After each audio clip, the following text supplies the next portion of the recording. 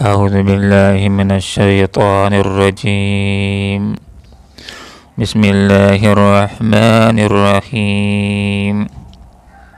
ومثل کلمة خبیثة کشجرة خبیثة اجتثت من فوق الارض ما لها من قرار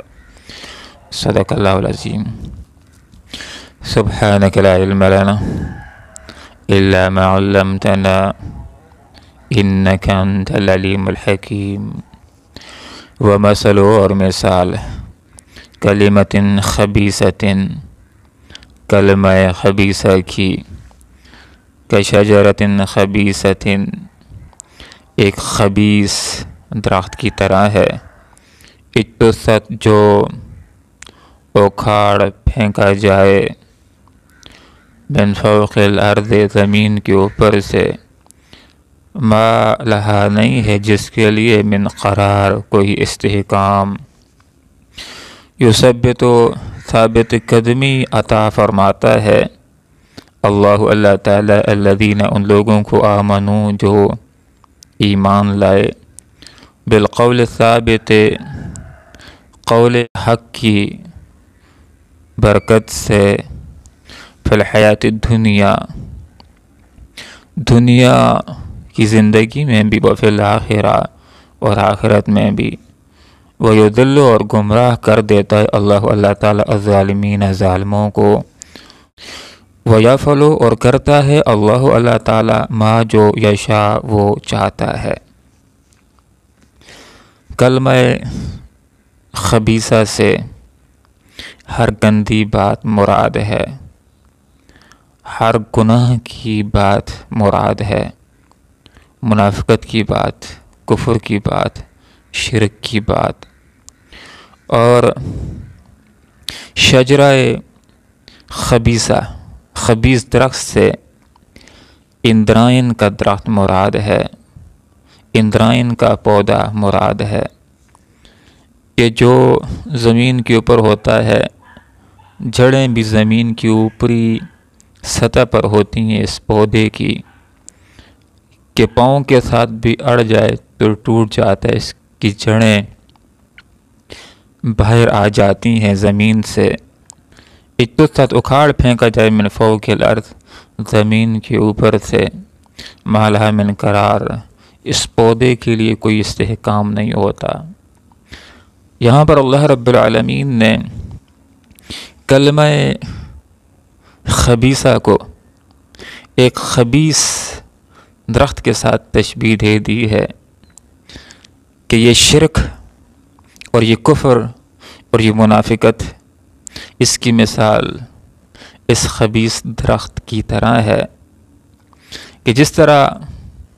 یہ درخت کمزور ہے، یہ پودا کمزور ہے،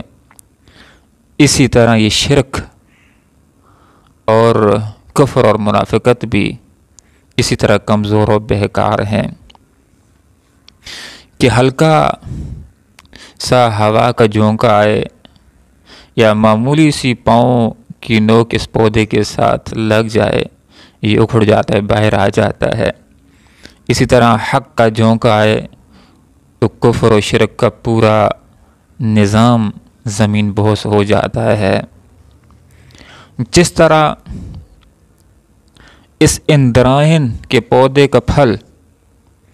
انتہائی کڑوا ہوتا ہے، بے فائدہ ہوتا ہے،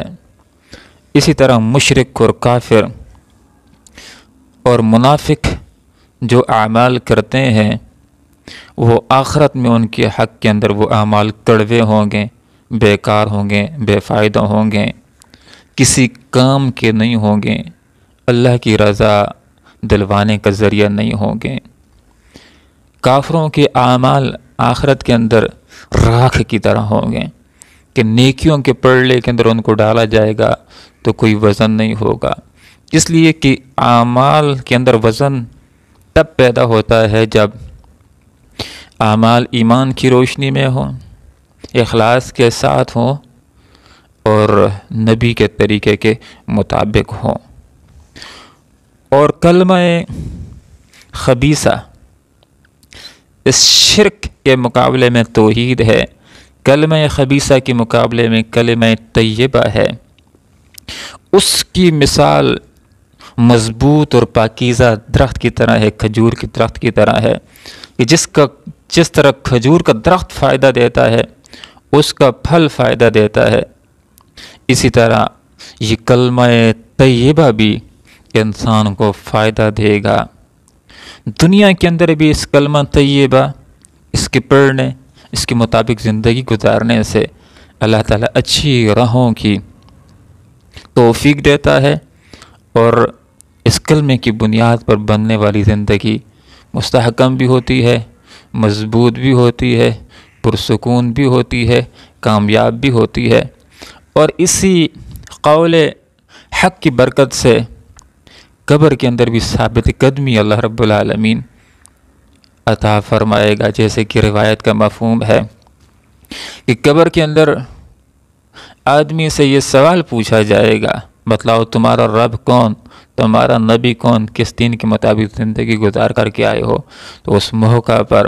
اللہ تعالیٰ اہل ایمان کو ثابت قدمی عطا فرماتا ہے، اور بندہ مومن جس نے دنیا کے اندر کلمہ پڑھا تھا، کلمہ طیبہ پڑھا تھا، اس کے مطابق زندگی کو بنایا تھا، تو اس کی زبان کے اوپر درست جوابات جاری ہو جاتے ہیں کہ میرا رب اللہ، میرا نبی محمد صلی اللہ علیہ وسلم، اور میں اسلام کے مطابق زندگی گزار کر کے آیا ہوں، تو یہ آدمی کامیاب ہو جاتا ہے۔ اور محشر کے میدان کے اندر بھی کامیابی اور ناکامی کا دار و مدار اس کلمہ طیبہ کی بنیاد پر ہوگا کہ جنہوں نے دنیا کے اندر کلمہ پڑھا اور اس کے مطابق زندگی گزاری وہ کامیاب ہوں گے، اور جنہوں نے کلمہ نہیں پڑھا، کلمہ طیبہ نہیں پڑھا، اس کے مطابق زندگی کو نہیں بنایا، وہ محشر کے میدان کے اندر ناکام ہو جائیں گے۔ یہ ثابت قدمی عطا فرماتا ہے اللہ تعالیٰ الذین، ان لوگوں کو آمنوا جو ایمان لائے، بالقول ثابت، قول حق کی برکت سے، فی الحیات دنیا، دنیا کی زندگی کے اندر بھی، اور فی الآخرہ، اور آخرت کے اندر بھی، ویضل، اور گمراہ کر دیتا ہے اللہ تعالیٰ الظالمین، ظالموں کو۔ جو مشرک ہیں، جو کافر ہیں، جو منافق ہیں، اور پورے اطمینان کے ساتھ اسی راستے کے اوپر چلنا چاہتے ہیں، پوری سوچ سمجھ اور منصوبے کے ساتھ اسی راستے کے اوپر، شرک کے راستے کے اوپر، کلمہ خبیثہ کے مطابق ہی یہ زندگی کو گزارنا چاہتے ہیں، تو اللہ رب العالمین کی سنت یہ نہیں کہ ایسے ظالموں کو زبردستی اللہ تعالیٰ ہدایت دے دے۔ وَيَفْعَلُ اللَّهُ مَا يَشَاءُ، اللہ رب العالمین وہ ذات بابرکات ہے کہ جو چاہتا ہے کرتا ہے، فعال لما یرید، کر گزرتا ہے جو چاہتا ہے۔ ان اللہ علی کل شیء قدیر، اللہ رب العالمین کی یہ صفت ہے کہ اللہ تعالیٰ سب کچھ کرنے کے اوپر قادر ہے۔ جو چیز بنانا چاہتا ہے تو اللہ تعالیٰ اس کے حق میں ارشاد فرما دیتا ہے، کن ہو جا فیکون، وہ چیز ہو جاتی ہے، بلکہ صرف ارادہ کرنے کی دیر ہوتی ہے اور چیز وجود کے اندر آ جاتی ہے۔ اللہ رب العالمین سے دعا کرتے ہیں کہ ہر کلمہ خبیثہ سے، ہر بری اور گندی بات سے اللہ رب العالمین ہمیں بچائے، اور کلمہ طیبہ، اچھی باتیں کہنے کی اللہ تعالیٰ توفیق عطا فرمائے۔ کلمہ طیبہ، لا الہ الا اللہ محمد رسول اللہ، اس کے مطابق ہمیں اپنی زندگیوں کو ڈھالنے کی اللہ تعالیٰ ہمیں توفیق عطا فرمائے۔ اللہ رب العالمین سے دعا کرتے ہیں کہ اللہ تعالیٰ ہمیں اپنے احکامات اور رسول اکرم صلی اللہ علیہ وسلم کے طریقوں کے مطابق زندگی گزارنے کی توفیق عطا فرمائے، آمین۔ وآخر دعوانا ان الحمد للہ رب العالمین۔ ومثل، اور مثال، کلمۃ خبیثۃ، کلمہ خبیثہ کی، کشجرۃ خبیثۃ، ایک خبیث درخت کی طرح ہے، اجتثت، جو اکھاڑ پھینکا جائے، من فوق الارض، زمین کے اوپر سے، ما لہا، نہیں ہے جس کے لیے، من قرار، کوئی استحکام، یثبت، الثبات عطا فرماتا ہے اللہ تعالیٰ الذین، ان لوگوں کو آمنوا جو ایمان لائے، بالقول الثابت، قول حق کی برکت سے، فی الحیات دنیا، دنیا کی زندگی میں بھی، وفی الآخرہ، اور آخرت میں بھی، ویضل، اور گمراہ کر دیتا ہے اللہ تعالیٰ الظالمین، ظالموں کو، ویفعل، اور کرتا ہے اللہ تعالیٰ ما جو یشاء، وہ چاہتا ہے۔ اللہم ربنا آتنا فی الدنیا حسنہ وفی الآخرۃ حسنہ وقنا عذاب النار برحمتک یا ارحم الراحمین۔